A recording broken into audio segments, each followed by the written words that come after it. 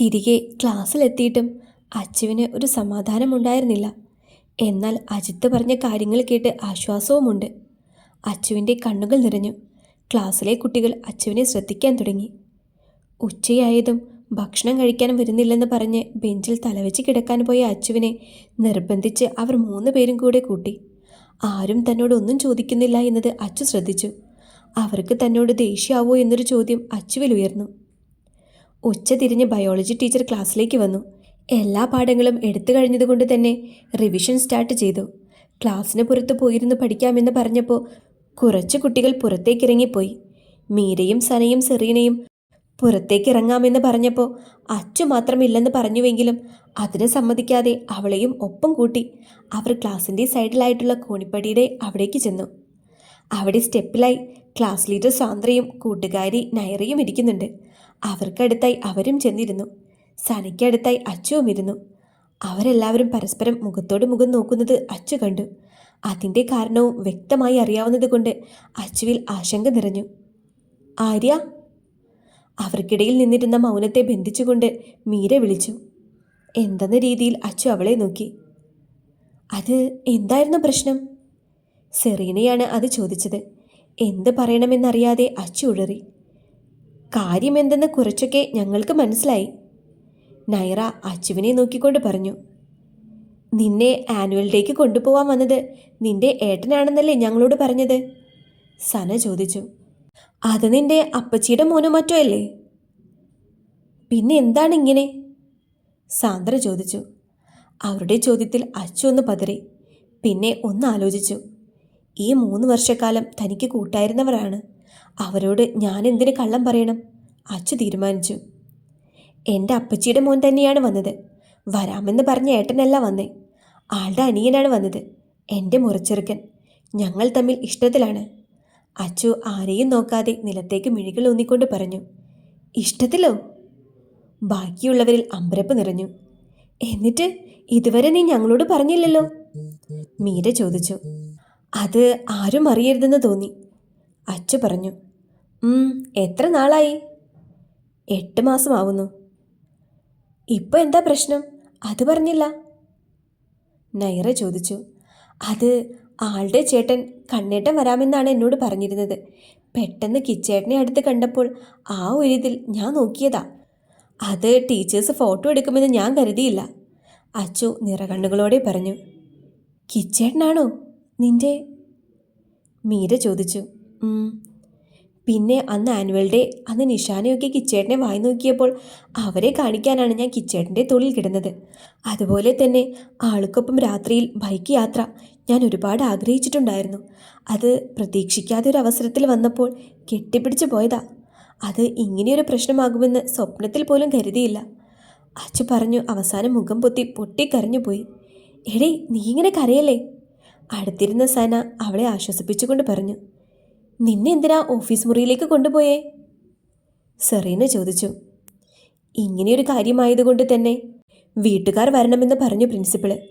അച്ചു പറഞ്ഞതും ബാക്കി 5 പേരും മുഖത്തോട് മുഖം നോക്കി. എന്നിട്ട് നിന്റെ അച്ഛനും അമ്മയോ വന്നോ? പ്രശ്നമായോ? മീര ആവലാതിയോടെ ചോദിച്ചു. അച്ഛനും അമ്മയും വന്നില്ല. അച്ഛന് വയ്യാതെ ഹോസ്പിറ്റലാണെന്നൊരു കള്ളം പറഞ്ഞു.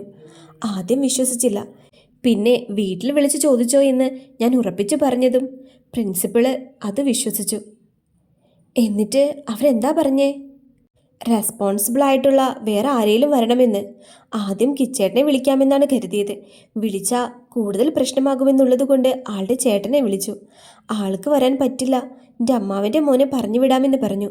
അങ്ങനെ അജിത്തേട്ടനാണ് വന്നത്. എന്നിട്ട് എന്തായി?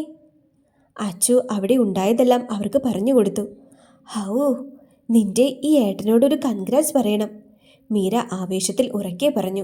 അവരോടൊപ്പം അച്ചുവും മനസ്സൊന്ന് ശാന്തമാക്കുകയായിരുന്നു. തിരികെ വീട്ടിലേക്ക് പോകാൻ സ്കൂൾ വിട്ടു പോകുമ്പോൾ ടീനയോടും ജോൾസിനയോടും അച്ചു കാര്യങ്ങൾ പറഞ്ഞിരുന്നു. ബസ്സിൽ കയറി വീട്ടിലേക്ക് പോകുമ്പോൾ അച്ചുവിൻ്റെ മനസ്സാകെ കലങ്ങിയിരിക്കുകയായിരുന്നു. സ്കൂൾ സ്റ്റോപ്പിൽ നിന്ന് കയറി 2 സ്റ്റോപ്പ് എത്തിയതും തനിക്കരികിൽ നിൽക്കുന്ന ആരോ തന്നെ തോണ്ടിയതും പിടച്ചിലൂടെ അച്ചു മുഖം ചിരിച്ചു നോക്കി. കിച്ചേട്ടൻ? തനിക്കരികിൽ നിൽക്കുന്ന കിച്ചുവിനെ കണ്ടതും മനസ്സിൽ ആഹ്ലാദവും സങ്കടവും ഒരുമിച്ച് വന്നു. കിച്ചു കണ്ണുകൾ കൊണ്ട് അടുത്ത സ്റ്റോപ്പിൽ ഇറങ്ങുവാൻ അച്ചുവിനോട് പറഞ്ഞു. അച്ചുവിനെയും കൊണ്ട് ഇറങ്ങി കിച്ചു അവിടെ നിർത്തിയിട്ടിരിക്കുന്ന തൻ്റെ ബൈക്കിൽ കയറി സ്റ്റാർട്ട് ചെയ്തു. അവന് പുറകിലായി അച്ചുവും കയറി. കുറച്ചു ദൂരം പോയതും തൻ്റെ ഷർട്ടിൽ നനവ് പടർന്നതറിഞ്ഞപ്പോൾ കിച്ചു ആരുമില്ലാത്ത സ്ഥലത്ത് ബൈക്ക് നിർത്തി. അച്ചു കരയുകയാണ് എന്നവന് മനസ്സിലായി. അച്ചുവിനോട് ഇറങ്ങാൻ പറഞ്ഞുകൊണ്ട് അവനും അവളെ നോക്കി. എന്തിനാ കരയണേ? കിച്ചു ചോദിച്ചു. അച്ചു മറുപടി ഒന്നും പറഞ്ഞില്ല. എന്നെ സ്നേഹിച്ചത് ഒരു തെറ്റായി തോന്നുന്നുണ്ടോ ഇപ്പോൾ? കിച്ചു അങ്ങനെ ചോദിച്ചതും അവൻ്റെ ചോദ്യത്തിലുള്ള ഞെട്ടലിൽ നിറകണ്ണുകളോടെ അച്ചു അവനെ നോക്കി. സ്വപ്നത്തിൽ പോലും ഇങ്ങനെയൊന്ന് ഇതുവരെ തോന്നിയിട്ടില്ല. അച്ചുവിന് ആ ചോദ്യം വല്ലാതെ നൊന്തു. അങ്ങനെയൊന്നും പറയില്ലേ കിച്ചേട്ടാ. അച്ചുവിൻ്റെ കണ്ണുകൾ ഇപ്പോൾ വീണ്ടും നിറഞ്ഞു തൂവാൻ തയ്യാറെടുത്തു. അത് കണ്ട് അവനിൽ വല്ലാത്തൊരു വിഷമം ഉടലെടുത്തു. പിന്നെ എന്തിനാ കുഞ്ഞെ നീ ഇങ്ങനെ കരയണേ? അവളെ ചേർത്ത് പിടിച്ചുകൊണ്ട് കിച്ചു ചോദിച്ചു. എനിക്ക് ആകെ സങ്കടമായി കിച്ചേട്ടാ. ഇങ്ങനെയൊരവസ്ഥ വരുമെന്ന് ഞാൻ കരുതിയില്ല. അച്ചു അവനെ നോക്കിക്കൊണ്ട് പറഞ്ഞു. പോട്ടെ, സാരില്ല. ഇനി ഇതൊന്നും മനസ്സിൽ വെക്കേണ്ട കേട്ടോ. എല്ലാം മറന്നേക്ക്. അവളെ പൊതിഞ്ഞു പിടിച്ചുകൊണ്ട് കിച്ചു പറഞ്ഞു. എന്തൊക്കെയായാലും എൻ്റെ ജീവിതത്തിൽ നീ മാത്രമേ ഉണ്ടാവുള്ളൂ. നിനക്കല്ലാതെ വേറൊരു പെണ്ണിനു മുൻപിലും എൻ്റെ മനസ്സ് ഞാൻ തുറക്കില്ല. അത്രയ്ക്ക് ഇഷ്ടമാ നിന്നെ. കിച്ചു പറഞ്ഞതും അച്ചു നിറഞ്ഞു വന്ന സന്തോഷത്തോടെ അവനെ നോക്കി. ദിവസങ്ങൾ വീണ്ടും കടന്നുപോയി. അതിനിടയിൽ അച്ചുവിൻ്റെ 10ാം ക്ലാസ് സെൻഡ് ഓഫ് നടന്നു. എല്ലാ പ്രാവശ്യത്തെ പോലെ വലിയ പരിപാടികളൊന്നും തന്നെ ഉണ്ടായിരുന്നില്ല. 10ാം ക്ലാസ്സിലെ കുട്ടികൾ കളർ ഡ്രസ് ധരിക്കാമെന്നാണ് പറഞ്ഞിരുന്നത്. അതോടൊപ്പം അവർക്കൊരു മോട്ടിവേഷൻ ക്ലാസ്സും 2-3 കുട്ടികളുടെ പാട്ടും ഡാൻസും മാത്രമാണ് പരിപാടിയായിട്ടുണ്ടായിരുന്നത്. പിന്നെ ഒരു സ്നാക്സും കൊടുത്ത് സെൻഡ് ഓഫ് ലളിതമായി അവസാനിപ്പിച്ചു. ശേഷം കുട്ടികൾക്കിടയിൽ നടന്ന സംസാര വിഷയം 10ാം ക്ലാസ്സിലെ ടൂറായിരുന്നു. അതിൻ്റെ അറിയിപ്പ് വന്നതോടെ പിള്ളേരെല്ലാം ഹാപ്പിയായി. മെയിൻ എക്സാം കഴിഞ്ഞാണ് ടൂർ എന്ന അറിയിപ്പ് ലഭിച്ചു. അത് എന്തുകൊണ്ടും നന്നായി എന്ന് എല്ലാവർക്കും തോന്നി. അച്ചു പിന്നെ അങ്ങോട്ട് പഠിപ്പിലായിരുന്നു. ട്യൂഷനും കിച്ചുവിൻ്റെ വകയുള്ള ട്യൂഷനും ഒക്കെ കൊണ്ട് പഠിക്കാനുള്ള സമയം അച്ചു കണ്ടെത്തിയിരുന്നു. അതിനിടയിൽ IT പ്രാക്ടിക്കൽ എക്സാമും തിയറി എക്സാമും കഴിഞ്ഞു. കുറച്ച് ദിവസങ്ങൾക്ക് ശേഷം first pre model exam start ചെയ്തു. അത് കഴിഞ്ഞ് 2 ദിവസം കഴിഞ്ഞപ്പോഴേക്കും സെക്കൻഡ് പ്രീ മോഡൽ ആരംഭിച്ചു. നല്ലവണ്ണം പേടിയോടെയാണ് ഫസ്റ്റും സെക്കൻഡും പ്രീ മോഡൽ എക്സാം അച്ചുവും കൂട്ടുകാരും എഴുതിയത്. തേർഡ് പ്രീ മോഡൽ എക്സാം വന്നപ്പോൾ അച്ചുവിൻ്റെയും ബാക്കി കുട്ടികളുടെയും പരീക്ഷാ പേടി അല്പം അകന്നു പോയിരുന്നു. ഏറ്റവും രസകരമായ ഹിന്ദി തേർഡ് പ്രീ മോഡൽ എക്സാമിന് എക്സാം എഴുതി കഴിഞ്ഞ് മുന്നിലിരിക്കുന്ന സനിയെ നോക്കിയപ്പോൾ ഏതോ തമിഴ് പാട്ടിൻ്റെ വരികൾ പാടുന്നതാണ് കണ്ടത്. അച്ചുവും അപ്പുറവും ഇപ്പുറവും ഇരിക്കുന്ന എല്ലാവരും സനിയെ തന്നെ നോക്കിയിരുന്നു. അതുപോലെ തന്നെ തുടർന്നുള്ള എക്സാംസിലും അങ്ങനെ തന്നെ ഒക്കെ ആയിരുന്നു മിക്ക സ്റ്റുഡൻസും. പോകെ പോകെ കോപ്പിയടി എന്ന മഹായാമം ടീച്ചേഴ്സ് അറിയാതെ എല്ലാ ക്ലാസ്സിലും ആരംഭിച്ചു. തേർഡ് പ്രീ മോഡൽ കഴിഞ്ഞ് ഒരാഴ്ച സ്റ്റഡി ലീവ് എന്ന പേരിൽ 10ാം ക്ലാസ്സിലെ കുട്ടികൾ ലീവ് എടുത്തു. കിച്ചുവിൻ്റെ നിർബന്ധപ്രകാരം അച്ചു കുത്തിയിരുന്ന് പഠിച്ചു. ഒരാഴ്ച കഴിഞ്ഞ് മോഡൽ എക്സാം സ്റ്റാർട്ട് ചെയ്തു. SSLC എക്സാമിൻ്റെ യാതൊരുവിധ പേടിയും കൂടാതെയാണ് അച്ചുവും കൂട്ടുകാരും എക്സാം ഹാളിൽ കയറിയത്. രാവിലെ സ്കൂളിലേക്ക് എത്തുമ്പോൾ ഓരോ വർത്തമാനങ്ങൾ പറഞ്ഞിരിക്കുകയും ബെല്ലടിക്കുന്നതിന് ഒരു 5 മിനിറ്റ് മുൻപ് പുസ്തകം തുറന്ന് ഒന്ന് വായിച്ചു നോക്കും. മോഡലും മെയിൻ എക്സാമും യാതൊരു പേടിയും കൂടാതെ കഴിഞ്ഞു കിട്ടി. ജയിക്കുമോ ഇല്ലയോ എന്നതൊന്നും ആരും ഓർത്തില്ല. എക്സാം ഫുള്ള് കഴിഞ്ഞതും എല്ലാ സ്റ്റുഡൻസും കൂടെ സ്കൂളിനടുത്തുള്ള ഈശോയുടെ രൂപം വെച്ചിട്ടുള്ള ചാപ്പലിൽ കയറി പ്രാർത്ഥിച്ചു. ശേഷം എല്ലാവരെയും പിരിയുകയാണെന്ന് യാതൊരു വിഷമവും ആരിലും ഉണ്ടായിരുന്നില്ല. കാരണം അടുത്ത മൺഡേ സ്കൂൾ ട്രിപ്പ് പോകുകയാണ്. അതുകൊണ്ട് തന്നെ സന്തോഷത്തോടെയാണ് എല്ലാവരും മടങ്ങിയത്. ഭരണങ്ങാനം എന്ന പള്ളിയിലേക്കാണ് ട്രിപ്പ് എന്ന പേര് സ്കൂളിൽ നിന്നും കൊണ്ടുപോയത്. അവിടെ എത്തിയപ്പോൾ മുതൽ അവിടെ നിന്ന് തിരിച്ചുള്ള യാത്ര വരെ എല്ലാവരും സന്തോഷത്തിലായിരുന്നു. സ്മാർട്ട് ഫോൺ കൊണ്ടുവരാൻ പാടില്ല എന്ന ടീച്ചേഴ്സിൻ്റെ നിർബന്ധമുള്ളതുകൊണ്ട് അച്ചു ഫോൺ എടുത്തില്ല. പക്ഷേ സ്കൂളിലെത്തിയതും ഒരുവിധം എല്ലാവരിലും സ്മാർട്ട് ഫോൺ ഉണ്ടായിരുന്നു. അവിടെ നിന്ന് നേരെ കൊച്ചിയിലും ബോട്ടിങ്ങിലും കുട്ടികളെ കയറ്റി. അവിടം വെച്ച് എല്ലാവർക്കും ഒരു സർപ്രൈസ് പോലെ 10ാം ക്ലാസ്സിൻ്റെ ഒഫീഷ്യൽ സെൻഡ് ഓഫ് എല്ലാവരും ആഘോഷിച്ചു. D4 ഡാൻസറിലെ 2 കണ്ടസ്റ്റൻസ് അവർക്ക് അതിഥികളായി വന്നു. മനോഹരമായ നൃത്തച്ചുവടുകളോടെ അവരുടെ സെൻഡ് ഓഫിൻ്റെ ആഘോഷത്തിന് തുടക്കമിട്ടു. അതോടൊപ്പം തന്നെ കായൽ ബോട്ടിങ്ങളിൽ പാട്ട് പാടാനായി വരുന്ന ഒരു ഫേമസ് ടീമിനെ തന്നെ അറേഞ്ച് ചെയ്തിട്ടുണ്ടായിരുന്നു. അതുപോലെ തന്നെ ഫേമസ് ആയ DJയും കൊണ്ട് തന്നെ അടിച്ചു പൊളിച്ചൊരു സെൻഡ് ഓഫ് തന്നെ അവർക്കായി ടീച്ചേഴ്സ് ഒരുക്കി കൊടുത്തു. ടൂർ വരാത്തവർക്ക് ഏറ്റവും നഷ്ടമായ മുഹൂർത്തമായിരുന്നു അത്. 10ാം ക്ലാസ് കഴിഞ്ഞ് സുഖമായി ഇരിക്കുന്ന ഒരു ദിവസം വീട്ടിൽ വെറുതെ ഇരുന്നപ്പോൾ ലച്ചുവിൻ്റെ വീട്ടിൽ വന്നതാണ് അച്ചു. കൂടെ അനുവുമുണ്ട്. നീ എന്താ ഒന്നും മിണ്ടാതിരിക്കുന്നേ?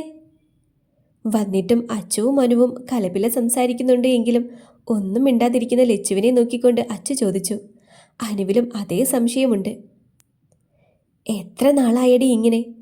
ആദ്യേട്ടന് എന്നെ ഇഷ്ടാവില്ല അല്ലേ? ലച്ചു വിഷമത്തോടെ അവരെ നോക്കിക്കൊണ്ട് പറഞ്ഞു. നീ ഇങ്ങനെ വിഷമിക്കല്ലേ മുത്തേ, നമുക്ക് സെറ്റാക്കാന്നേ, അച്ചു പറഞ്ഞു. ദേ, കിച്ചേട്ടൻ സെറ്റാക്കി തരുമെന്ന് എങ്ങാനുമാണ് പറയാൻ വരുന്നത് എങ്കിൽ കയ്യിൽ കിട്ടുന്നെടുത്ത് നിന്റെ തലമണ്ട അടിച്ച് പൊട്ടിക്കും ഞാൻ, ലച്ചു കലിപ്പിൽ പറഞ്ഞു. അങ്ങനെയൊന്നും പറഞ്ഞൂടാ, അങ്ങേരോട് പോകാൻ പറയടി, നമുക്ക് സെറ്റാക്കാന്നേ. അതും പറഞ്ഞുകൊണ്ട് അച്ചു തൻ്റെ മനസ്സിലുള്ള ഐഡിയ അവരോട് പറഞ്ഞു. കേട്ട് കഴിഞ്ഞതും ഉത്സാഹത്തോടെ ലച്ചു തലയാട്ടി. കൂട്ടത്തിൽ മടിച്ച് അനുവും. എടി, നിങ്ങൾ +1 ഏത് ബാച്ചാണ് എടുക്കാൻ ഉദ്ദേശിക്കുന്നേ? അനു അവരോട് ചോദിച്ചു. ഹ്യൂമാനിറ്റീസ്, ലച്ചു പെട്ടെന്ന് തന്നെ പറഞ്ഞു. അനു അച്ചുവിനെ നോക്കി. ഹ്യൂമാനിറ്റീസ് അല്ലെങ്കിൽ കൊമേഴ്സ്, അച്ചു പറഞ്ഞു. നീയോ? ലച്ചു അനുവിനോട് ചോദിച്ചു. ഹ്യൂമാനിറ്റീസ്, അനു ചിരിച്ചുകൊണ്ട് പറഞ്ഞു. നിങ്ങൾ ഏത് സ്കൂളിൽ വെക്കാനാണ് ആഗ്രഹം? വീണ്ടും അനു ചോദിച്ചു. ഞാനിപ്പോൾ പഠിക്കുന്ന സ്കൂളിൽ തന്നെ, അമ്മ പറഞ്ഞു അവിടെ തന്നെ പോയാൽ മതിയെന്ന്, അച്ചു മൂക്ക് പിഴിഞ്ഞുകൊണ്ട് പറഞ്ഞു. ഞാൻ RMHSലാണ് നോക്കണേ. നീയോ അനുവേ? ഞാൻ VHSC നോക്കിയാലോ എന്ന് ആലോചിക്കണേ. എന്നാലും 3 പേരിലും ഒരു സ്കൂളിൽ ചേർന്നാലോ എന്ന ചിന്ത വന്നിരുന്നു. നാളെ നമുക്ക് അമ്പലത്തിൽ പോയാലോ? ആര്യയുടെ വകയാണ് ചോദ്യം. ഞാൻ റെഡി.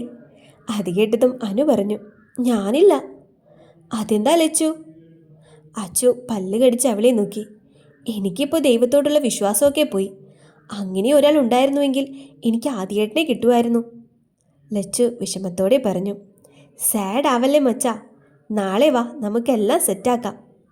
നീ വന്നില്ലെങ്കിൽ പിന്നെ ഞാൻ മിണ്ടില്ല കേട്ടോ, അച്ചു പറഞ്ഞതും ലച്ചു മനസ്സോടെ സമ്മതിച്ചു.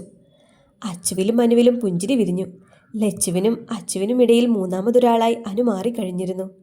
അമ്മേ, ഞാൻ പോവാണേ, അമ്മയോട് പറഞ്ഞ് ചെരിപ്പിട്ടുകൊണ്ടിരിക്കുമ്പോഴാണ് അമ്മയുടെ വക പറച്ചിൽ. വെക്കേഷൻ ആയപ്പോൾ വീട്ടിലിരിക്കാൻ നേരമില്ല പെണ്ണിന്, ഇങ്ങനെ ഊരു ചുറ്റി നടന്നോണം. എൻ്റെ പൊന്നമ്മേ, ഞാൻ ഊരു ചുറ്റാൻ പോണതൊന്നുമല്ല, അമ്പലത്തിലേക്കാ, അച്ചു അമ്മയെ ഗർവിച്ചുകൊണ്ട് പറഞ്ഞു. അമ്പലത്തിൽ പോയി കഴിഞ്ഞിട്ട് പിന്നെ ഊരു ചുറ്റിൽ തന്നെയല്ലേ പണി? അതും പറഞ്ഞ് അകത്തേക്ക് പോകുന്ന അമ്മയെ പല്ല് കടിച്ചെന്ന് നോക്കിക്കൊണ്ട് അച്ചു മുന്നോട്ട് നടന്നു. കുറച്ച് നടന്നപ്പോഴാണ് മുന്നിലായി ഒരു ബൈക്ക് കൊണ്ട് നിർത്തിയത്. നിങ്ങളായിരുന്നോ? പേടിച്ചു പോയല്ലോ മനുഷ്യ, കിച്ചുവിനെ കണ്ട് കലിപ്പോടെ അച്ചു പറഞ്ഞു. എങ്ങോട്ടാണ് മഹാറാണി? അച്ചുവിനെ നോക്കി കളിയാക്കൽ രൂപത്തിൽ കിച്ചു ചോദിച്ചു. അമ്പലത്തിലേക്കാണ് രാജാവേ, തിരിച്ചും അതുപോലെ തന്നെ അച്ചു മറുപടി കൊടുത്തു. എന്നാ മഹാറാണി കയറിക്കോളൂ, രാജാവ് കൊണ്ടാക്കി തരാം, വീണ്ടും കളിയാക്കൽ രൂപേണ കിച്ചു പറഞ്ഞതും ചവിട്ടി തുള്ളിക്കൊണ്ട് അവൻ്റെ ബൈക്കിൻ്റെ പുറകിൽ കയറിയിരുന്നു.